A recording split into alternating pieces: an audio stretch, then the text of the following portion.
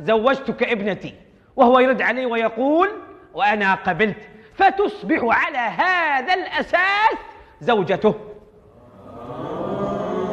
لا أستاذ ما فهمت. يعني يا جاسم أنا أي أقول لك يا جاسم زوجتك ابنتي وأنا قبلت. قبلت؟ إيه قبلت شنو؟ أتزوج بنتك. زواج بنتي يعني؟ إيه لا لا لا لا يا ابني طلق طلق الحين أقول لك طلق. لا أستاذ بابا مطلق. شنو مو مطلق يبا؟ أنا كنت أشرح لك الدرس، ما كنت قصدي أنا أزوجك بنتي. أستاذ الحين أنا تزوجت بنتك على حسب شرحك لنا، وكل الصبيان في الصف الحين شهود، صح؟ صح.